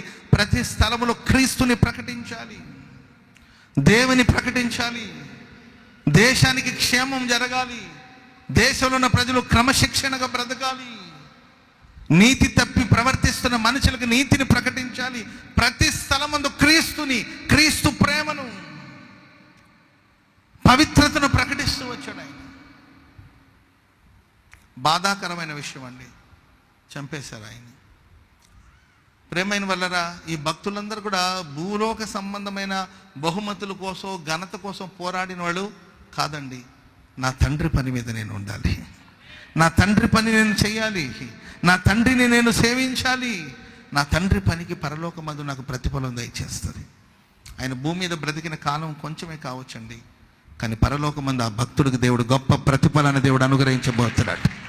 పరలోకమందు గొప్ప ప్రతిఫలాన్ని దయచేయబోతున్నాడు. హల్లెలూయా. ఆయన భార్య చెప్తున్నారండి, వాళ్ళ మిస్సెస్ చెప్తున్నారు, నా భర్త ఈ లోకాన్ని విడిచిపెట్టారేమో, కానీ తన రక్షకుడైన యేసయ్య ముఖ దర్శనం చేసేదాని కోసం ఆయన తండ్రి సన్నిధికి వెళ్ళారు. స్తోత్రం చెప్పండి, అందరూ గట్టిగా చెప్పండి, గట్టిగా హల్లెలూయా. కాబట్టి ప్రేమైన వాళ్ళరా, మనం ఈ పెద్ద కుమారుడు ఆయనలో ఉన్న శ్రేష్టమైన అనుభవం ఏంటంటే తండ్రిని సేవిస్తాడు, తండ్రి పని మీద ఉంటాడు, తండ్రి పొలంలో ఉంటాడు, తండ్రి కోసం కృషి చేస్తాడు, తండ్రి కోసం శ్రమపడే మనస్సు. భూమి మీద మనం సేవ చేసిన, భక్తి చేసిన రోజు మన పరలోకానికి వెళతాం ప్రియులారా. అక్కడ ప్రభు బలానమ్మకమైన మంచి దాసుడా, యజమానుని సంతోషంలో పాలు పంపు. చాలండి, దీనికోసం మనం పరిచర్య చేద్దాం, దీని కొరకు మనం పోరాడదాం. మనిషికి అన్న వస్త్రాలు ఉంటే చాలని బైబిల్ సెలవిస్తుంది. దేవుడు మనకు సమృద్ధిగానే ఇచ్చాడు అన్నం, మనకు వస్త్రాలు కూడా సమృద్ధిగానే ఇచ్చాడు. నాకు తెలిసినంత వరకు మనకి ఏ లోటు చేయట్లేదు ప్రభు. శుభ్రంగా తినండి, మంచి బట్టలు కట్టుకోండి, ఇబ్బంది లేదు. కానీ తండ్రి పని చేయండి, ప్రభుని సేవించండి, తండ్రిని సేవించండి. యేసయ్య అంటే నా తండ్రి పనుల మీద ఉండవలనని మీకు తెలియదా? నా తండ్రి బిజినెస్లో నేను ఉండాలి, నా తండ్రి పని మీద ఉండాలి. తండ్రి పని ఏం తెలుసండి? ఆత్మల్ని రక్షించాలి. పొలం అనగా సంఘంలో మన పని చేయాలి, సంఘక్షేమమే ప్రాణమని భావించాలి. ఇవన్నీ కూడా ఆ కుమారులో ఉన్న పాజిటివ్. ఇవన్నీ కూడా మనం నేర్చుకుందాం. Praise the Lord. ఒకటి, తండ్రిని ఇబ్బంది పెట్టలేదండి ఆస్తి కోసం. రెండోదిగా తండ్రి సహవాసంలోనే నిలిచి ఉన్నాడు. మూడోదిగా తండ్రినే సేవిస్తూ ఉన్నాడు. కానీ ఆయన గురించి చెప్పాలంటే ఒక్క నెగిటివ్ ఒక్క విషయం, ఇది మనం ఫాలో అవ్వకూడదు. ఈ ఒక మాట చెప్పి నేను ముగించేస్తాను. Praise the lord. లూకాసు వార్త 15:26 చదవండి. దాసులలో ఒకరిని పిలిచి ఇవి ఏమిటని అడుగగా, దాసులలో ఒకరిని పిలిచి ఇది ఏమిటని అడుగగా, ఆ దాసునికి అతనికి, నీ తమ్ముడు వచ్చి ఉన్నాడు, అతడు తన యొద్దకు సురక్షితంగా వచ్చినందున నీ తండ్రి క్రొవ్విన దూడను సిద్ధం చేశాను. అయితే అతడు కోపపడి లోపలికి వెళ్ళనొల్లకపోయాను. కనుక అతని తండ్రి వెలుపలికి వచ్చి లోపలికి రమ్మని బ్రతిమాలు కొనెను. అందుకు అతడు తండ్రితో, ఇన్నేళ్ళు నేను సేవించుచున్నాను, నీ ఆజ్ఞను ఎప్పుడైనా మీరలేదు, అయినను నా స్నేహితులతో సంతోషపడినట్లు నీవు నాకెన్నడూ ఒక మేకపిల్లనైనా ఇయ్యలేదు. అయితే నీ ఆస్తిని వేశ్యలతో తినివేసిన ఈ నీ కుమారుడు రాగానే వీని కొరకు నీవు క్రొవ్విన దూడను వధించితివని చెప్పాను. అందుకు అతడు, కుమారుడా, నీవెల్లప్పుడూ నాతో కూడా ఉన్నావు, నావన్నీ నీవి, మనం సంతోషపడి ఆనందించుట యుక్తమే. ఈ నీ తమ్ముడు చనిపోయి తిరిగి బ్రతికెను, దొరికినని అతనితో చెప్పాను. అయిపోయిందా? అంతేనా? ఇంతకు వచ్చాడా రాలేదా మనకు తెలియదు. అంటే ఈ పెద్ద కుమారుడిలో మనం ఆలోచించవలసిన ఒక విషయం ఏంటంటే, తన స్వనీతి మీద ఆధారపడ్డాడు. నేను నీతిమంతుణ్ణి, నేను భక్తుణ్ణి, నేను నిన్ను సేవిస్తున్నాను, నేను నీ ఫెలోషిప్లో ఉన్నాను, నేను నీ కోసం కష్టపడ్డాను, నేను నీ కోసం ప్రయాసపడ్డాను. కానీ నీ కుమారుడు నీ ఆస్తిని వేశ్యలతో పాడు చేశాడు అని తన నీతి మీద ఆయన ఆధారపడడం, విపరీతమైన కోపానికి చోటు ఇవ్వడం, ప్రక్కన వాళ్ళని చిన్న చూపు చూడడం, పాపుల్ని చిన్న చూపు చూడడం, తప్పిపోయిన వాళ్ళని, మరణించిన వాళ్ళని చూసి చిన్న చూపు చూడడం, వాళ్ళతో పోల్చుకుంటే నా భక్తి గొప్పది అని భావించడం, ఇది అతనిలో ఉన్న అనుభవం. దీన్ని మనం నేర్చుకోకూడదు. స్తోత్రం చెప్పండి గట్టిగా, చెప్పండి గట్టిగా హల్లెలూయా. అన్న ఈరోజు నాకు ఆరాధనలో అసలు ఆరాధనలాగే లేదు. ఏమైందమ్మా? కరెంట్ ఏమైనా పోయిందా? ఆరాధనలు అంటే అయ్యో ఏం చెప్పను పాస్టర్ గారు, ఏదో ఒకటి చెప్పమ్మా, చెప్పడానికి వచ్చాను. అసలు ఈరోజు ఆరాధనలాగే లేదన్న. అస్సలు నాకు అస్సలు ఆత్మ కూడా రాలేదు. అసలు వాళ్ళు ఏం పాడుతున్నారో నాకు అర్థం కాలేదు, ఎక్కేం చదువుతుందో నాకు అర్థం కాలేదు, అన్నేం బోధించడో నాకు అర్థం కాలేదు. ఆఖరి ప్రార్థన ఎప్పుడో అని అనుకుంటున్నాను. ఆఖరి ప్రార్థన కూడా త్వరగా ముగిస్తారంటే ముగించలే. ఎప్పుడు ముగిస్తారని ముగించిన వెంటనే గేటు దాటి బయటకు వచ్చాను. అప్పుడు ఆక్సిజన్ అందింది అన్నయ్య.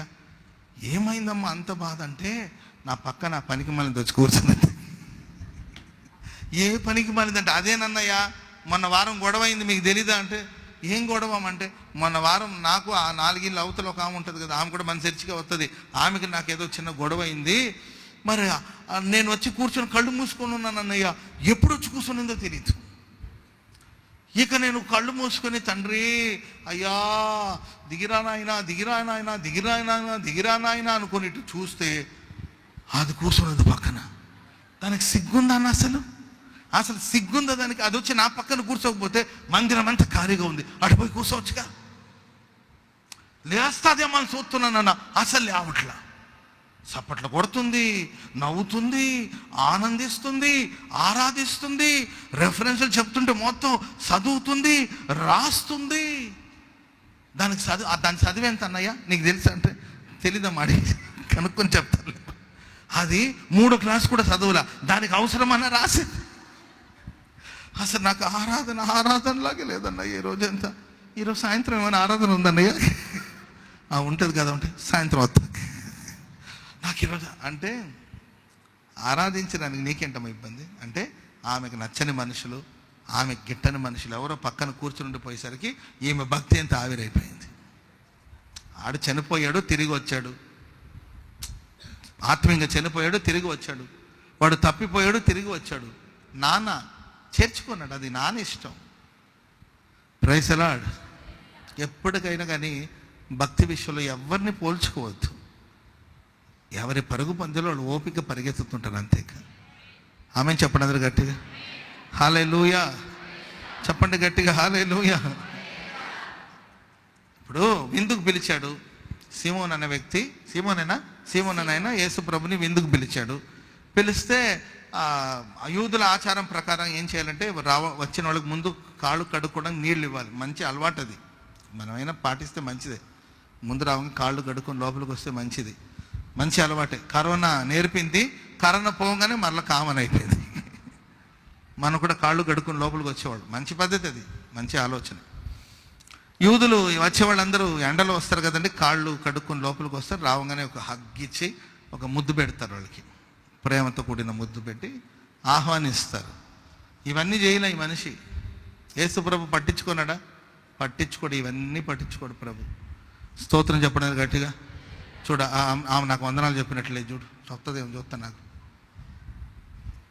చెప్తుందేమో చూస్తున్నాను, అసలు చెప్పదే. చూడు అసలు చూస్తుంది కానీ చెప్పట్లా వందనాలు. Praise the lord. ఎగ్జాంపుల్ చెప్తున్నాను, ఎవరో ఎవరో ఎవరు అనుకుంటున్నారు. కొంతమంది ఇలా ఉంటారు, నాకు వందనాలు చెప్పలేదు, అసలు నా ముందే వెళ్ళాడు, అసలు నాకు వందనాలు చెప్పలా. Praise the Lord. పిలిచినప్పుడు మర్యాద చేసేది లేదా? కనీసం మర్యాద చేయలేదు. కనీసం అబ్రామ్ అండం ఏంటి? అబ్రామ్ గారు అనాలుగా, గార్లు బూర్లు అనకపోతే ఏమని చెప్పండి.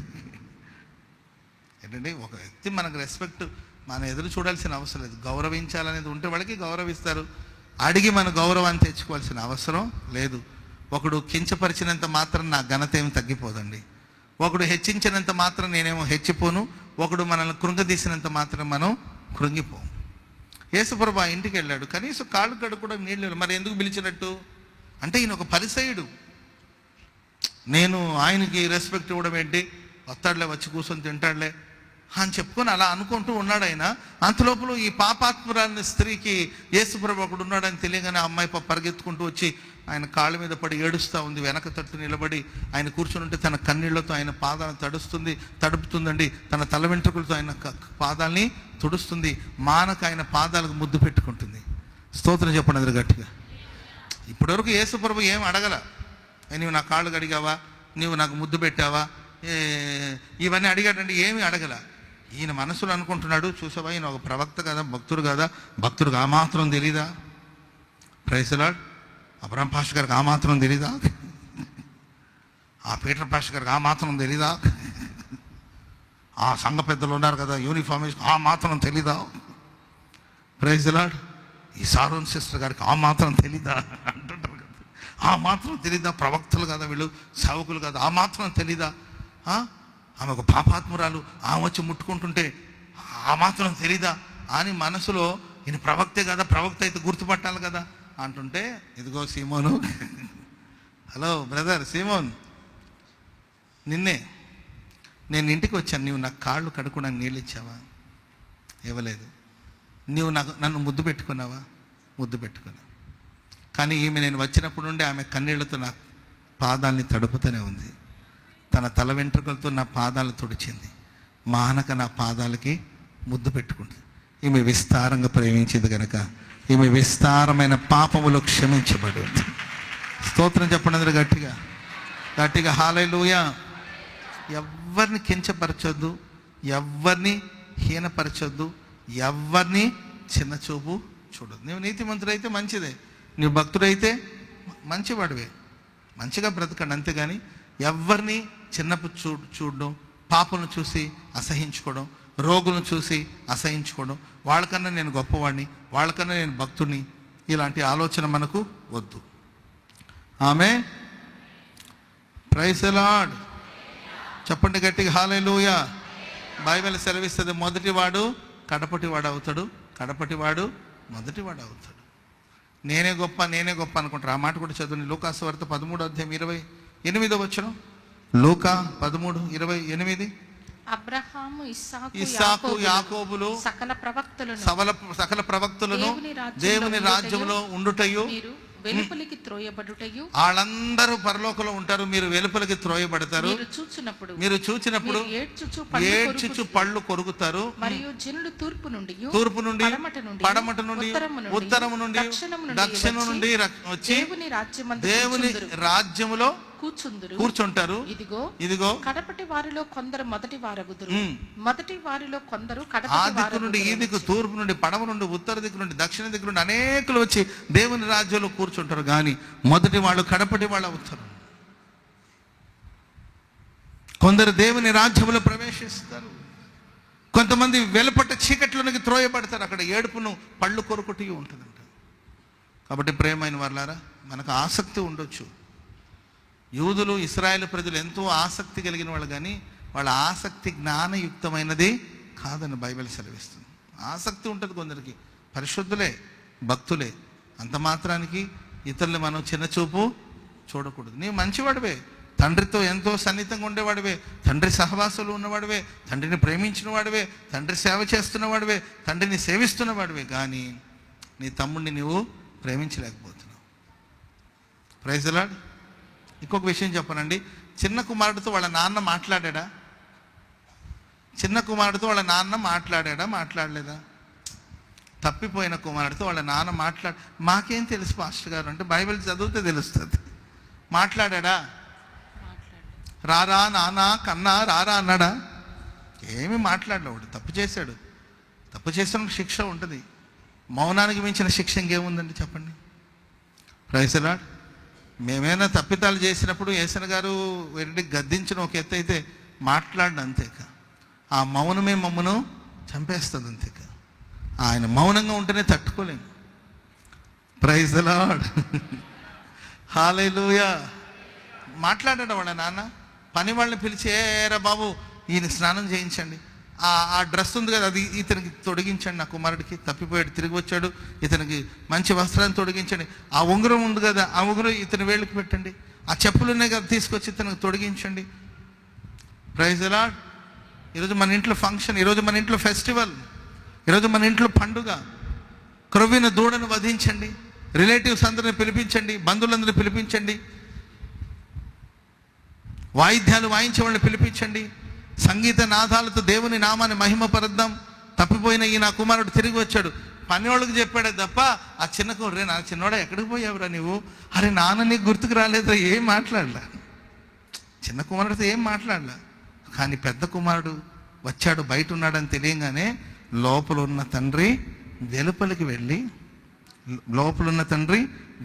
వెళ్ళి బయట ఉన్న వాడిని లోపలికి రమ్మని పిలుస్తున్నాడు. ఆమెన్ చెప్పండి అందరు గట్టిగా హల్లెలూయా. కానీ పెద్ద కుమారుడుకున్న స్వభావం ఏం చెప్పనండి, నేను నా స్వనీతి మీద ఆధారపడే బ్రతుకు, నేను స్ట్రిక్ట్గా ఉన్నాను, నేను స్ట్రిక్ట్ ఆఫీసర్. ఏం చేసుకోవడానికి స్ట్రిక్ట్ ఆఫీసర్ చెప్పండి. స్ట్రిక్ట్ ఆఫీసర్లు కొంతమంది మహా స్ట్రిక్ట్, వాళ్ళ నాన్న ఇంటికి వచ్చిన తర్వాత కూడా ఇలాగే ఉంటాడు, ఇంకా ఇట్లాగే ఉంటాడు. ఇంటికి వచ్చిన తర్వాత కొంచెం ఆ పై బట్టను తీసేసి లుంగి కట్టుకొని కొంచెం ప్రశాంతంగా కూర్చొని, ఏమ్మా అని భార్యను పలకరించడం, పిల్లలంతా ఎలా ఉన్నారని పలకరిస్తే మంచిది. ఇంటికి వచ్చిన తర్వాత కూడా ఇట్లాగే ఉంటాడు, అర్థం ఇలాగే ఉంటాడు. నాన్న అని ఆ స్కూల్లో టీచర్స్ దగ్గర ఇట్లా నిలబడాలి, కానీ స్టూడెంట్ ఇక్కడ కూడా నాన్న అంటే ఏమిటి. భార్య అంటది, అయ్యా కొంచెం ప్రేమిస్తే పాడైపోతారు.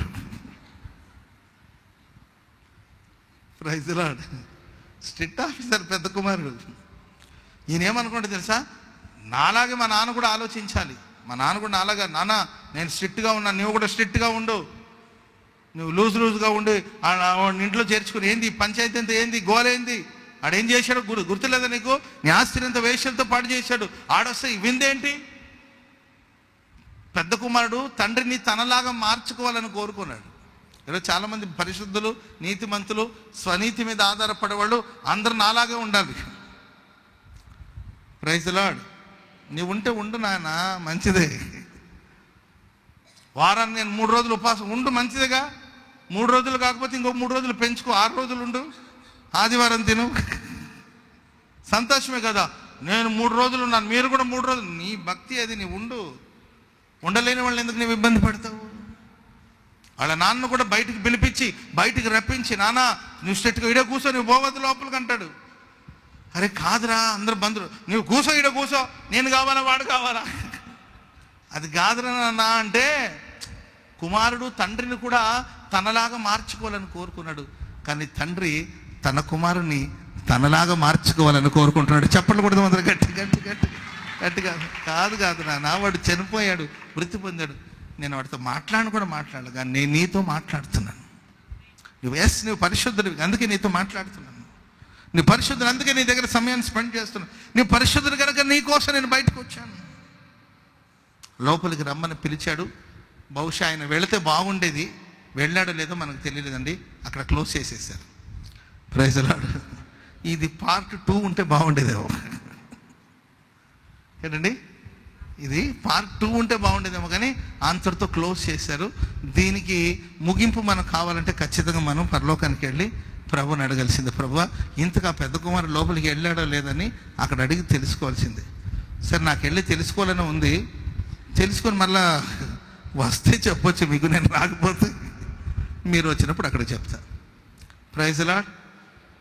ఒక ముసలిది పోతూ వాళ్ళ కోడల్ని పిలిచాను. ఏంటంట, మా వెళ్ళిపోతున్నారా, చెవులు ఒక మాట చెప్పాలి నీకు అని అంటే, ఏం చెప్పొద్దంటే, ఆ 7ంటికి ఒక సీరియల్ అవుతుంది కదా, దాన్ని ఆఖరి దాకా చూడవే, ఆఖరి ఎపిసోడ్ దాకా చూడమంటే, ఎందుకు అత్త పోయేటప్పుడు అంటే, నేను ఆ సీరియల్ ముగింపు తెలియకుండానే పోతున్నా.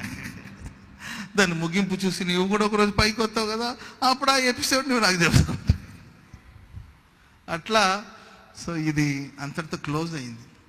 నేను అనుకుంటున్నాను, మనసు మార్చుకుని ఆ కుమారుడు వెళ్ళుంటే బాగుంటుంది. స్తోత్రం చెప్పండి అందరూ గట్టిగా.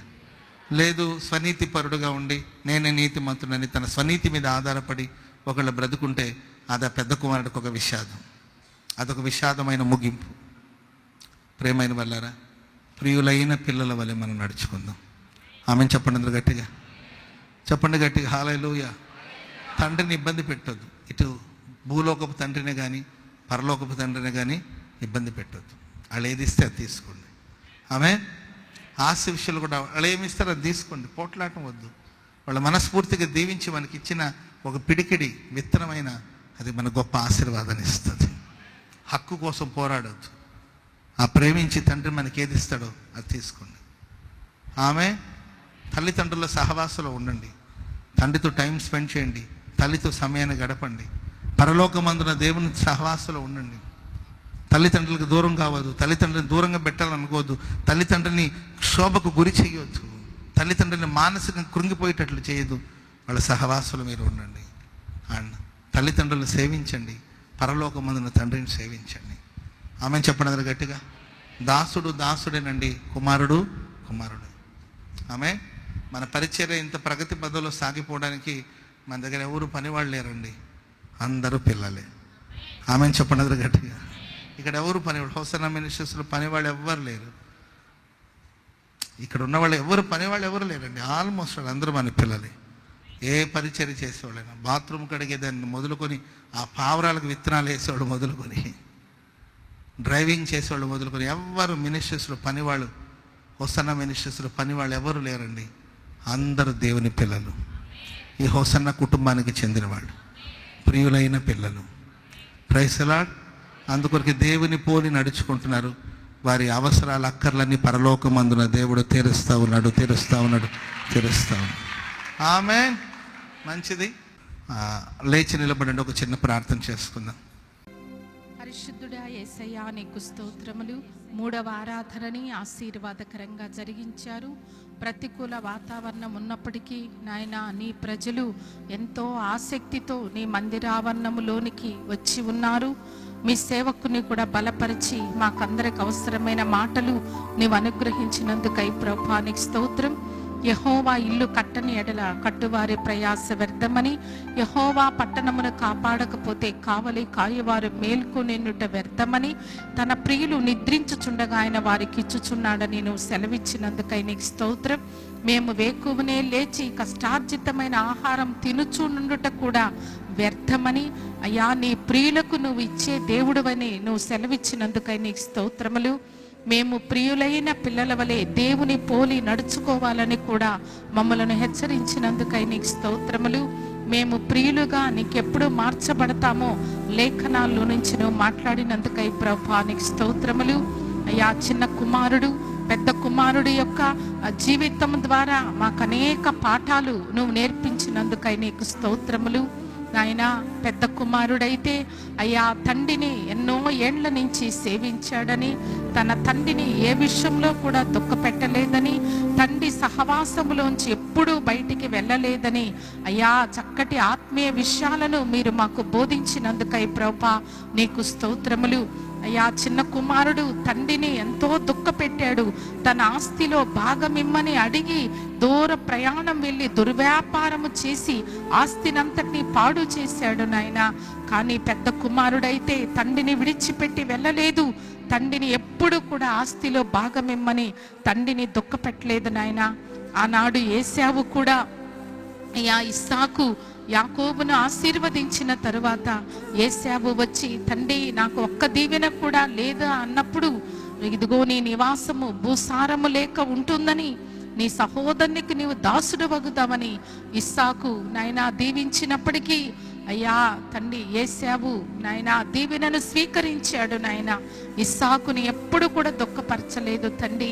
అలాగే మేము కూడా మా పరలోకపు తండ్రివైన నిన్ను ఏ విషయంలో మేము దుఃఖపెట్టకూడదు యేసయ్యా, మేము నిన్ను శోధించకూడదు ప్రభువా, మీరు మాకు సహాయము చేయండి అయ్యా. పెద్ద కుమారుడు తండ్రితోనే ఉన్నాడు, సహవాసంలోనే గడిపాడు నాయన. మేము కూడా ఎల్లప్పుడూ నీతోనే మేము సహవాసం చేయాలి.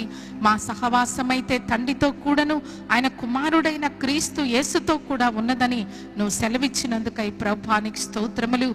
ఆనాడు లోతైతే అబ్రహామును విడిచిపెట్టి వెళ్ళిపోయినాడు, సహవాసాన్ని విడిచిపెట్టినాడు, ఎంతో నష్టపోయినాడు అయ్యా. రూత్ అయితే నయోమి సహవాసములో నిలిచి ఉంది. ఓర్పా ముద్దు పెట్టుకుని వెళ్ళిపోయినప్పటికీ రూతు అత్త అయిన నయోమిని హత్తుకున్నందువల్ల రూతు ఎంతగానో ఆశీర్వదించబడిందని సెలవిచ్చావు. ఆనాడు సీమోను పేతురుతో నువ్వు మాట్లాడి ఉన్నావు.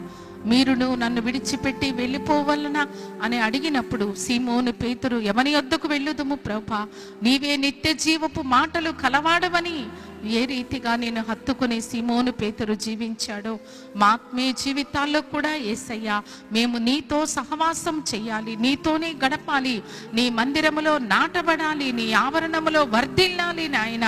పచ్చని ఒలీవ మొక్కవలే నీ మందిరావరణములో మేము నిలిచి ఉండునట్లుగా మీరు మాకు కృప చూపండి.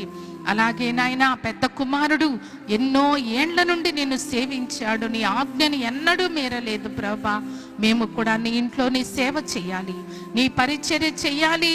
పరిశుద్ధాత్మదేవ అయ్యా మేము చేసే పరిచర్యను మీరు ఆశీర్వదించండి. పెద్ద కుమారుడు పొలములోనే కష్టపడినాడు తండ్రి, మేము కూడా ఈ సంఘం అనే పొలములో అయ్యా కష్టపడాలి, పరిచర్య చేయాలి, అనేకులు నీ కొరకు సంపాదించాలి, పానార్పణముగా మేము పోయబడాలి తండ్రి. సజీవ యాగముగా మమ్మల్ని మేము మీకు సమర్పించుకోవాలి. పరిశుద్ధాత్మదేవా మమ్మలను దయతో అంగీకరించమని కూడా మేము ప్రార్థన చేస్తున్నాం. అయితే పెద్ద కుమారుడిలో అయ్యా ఒక తప్పిదం ఉందని కూడా మమ్మలను హెచ్చరించావు. పెద్ద కుమారుడు తన స్వనీతిని స్థాపించాడు నాయన. నిజమే, నేనే నీతిపరుడునని అనుకున్నాడు తండ్రి. ఆనాడు ఇశ్రాయేలీలు కూడా అయ్యా స్వనీతితో జీవించారు. వారి ఆసక్తి జ్ఞానానుసారమైంది కాదని కూడా నువ్వు మమ్మల్ని హెచ్చరించావు. అయ్యా పెద్ద కుమారుడు వలె మేము తండ్రి మా స్వనీతిని మేము తండ్రి వెంట పెట్టుకుని వెళ్ళిపోకూడదు నాయన. మీ రక్తముతో కడగబడి అయ్యా మా స్వనీతిని మేము దూరపరుచుకుని మేము నీతిమంతులమై జీవించుటకు సహాయం చేయండి. తండ్రి అయితే వెలుపలికి వచ్చి కుమారుని బతిమిలాడుకున్నాడు తండ్రి. నిజమే ప్రభా, పెద్ద కుమారుడు మరి నాయన తండ్రికి ఏ రీతిగా విధేయుడై జీవించాడో, లోపాన్ని సరిచేసుకున్నాడో, మా ఆత్మీయ జీవితాల్లో కూడా ఉన్న ప్రతి లోటు పాటుని మేము సరిచేసుకుని పరిశుద్ధులమై తండ్రికి ఇష్టలుముగా ప్రియులైన పిల్లల వలె మేము జీవించున్నట్లుగా మీరు మాకు సహాయం చేయండి. ఏ విషయంలో కూడా యేసయ్యా మాకు పరలోకపు తండ్రివైన మేము నిన్ను దుఃఖపెట్టకూడదని, నీకు అన్ని విషయాల్లో లోబడి ఉండాలని, నీతోనే సహవాసంలో నిలిచి ఉండాలని, నీ ఇంటిలో నిన్ను సేవించాలని నువ్వు మమ్మల్ని హెచ్చరించావు. మాలో ఒక స్వనీతి ఉంటే దూరపరిచి ప్రియులైన పిల్లల వలె అయ్యా మమ్మలను మార్చండి. ఈ వాక్యాన్ని బట్టి నడుచుకోవడానికి, నిత్య జీవానికి వారసులుగా మార్చబడడానికి మీరు మా కృప చూపండి. అబ్రహాం, ఇస్సాకు, యాకోబులు ఎంతో మంది ప్రవక్తలు తూర్పు, ఉత్తరము, దక్షిణము, పడమట నుంచి వచ్చి పరలోక రాజ్యములో కూర్చుంటారు. కానీ కడపటి వారు మొదటి వారగుతారని, మొదటి వారు కడపటి వారగుతారని నువ్వు సెలవిచ్చావు ప్రభా. మరి మా ఆత్మీయ జీవితాల్లో మేము తండ్రి నీ కృపలో నిలిచి ఉండాలి. అబ్రహాం, ఇస్సాకు, యాకోబులతో పాటు నీ రాజ్యములో మేము నిత్య స్వాస్థ్యాన్ని మేము పొందుకోవాలి. అటువంటి అర్హత మాలో ఒక్కొక్కరికి దయచేయండి. వాక్యం చెప్పిన సేవకుని కృపనిచ్చి వాడుకున్నారు, అనేకులకు ఆశీర్వాదకరంగా మార్చండి. ఈ రాత్రికాల సమయం ఆరాధన ముగించుకుని వెళ్తుండగా క్షేమకరంగా వారి గృహాలకు నడిపించండి. మీ చిత్తమైతే మరొకసారి మేమందరం ఈ రీతిగా కలుసుకోవడానికి కృప చూపండి. యేసు నామమున అడిగి వేడుకుంటున్నాం తండ్రి, ఆమేన్. ఆమేన్, ఆమేన్. మన తండ్రి అయిన దేవుని ప్రేమ, కుమారుడైన యేసుక్రీస్తు వారి కృప, పరిశుద్ధాత్మ దేవుని అన్యోన్య సహవాసము, సన్నిధి, సమాధానము, సంతోషం సర్వలోకంలో ఉన్న సమస్త పరిశుద్ధులకు, ఈ ఆరాధనలో పాల్గొన్న వారికి, లైవ్ వీక్షించిన వారికి, దేవుని వాక్యం ప్రకటించిన తన దాసునికి చెప్పబడిన మాటలన్నీ నా జీవితాల్లో నెరవేర్చబడాలని ఎందరైతే తీర్మానంతో ప్రార్థన చేసుకుంటున్నారో వారందరికీ నిత్య దేవుని కృప, నిత్య మహిమలో ప్రవేశించేంత వరకు తోడై ఉండి నడిపించునుగాక. ఆమేన్, ఆమేన్. హల్లెలూయా, హల్లెలూయా, హల్లెలూయా.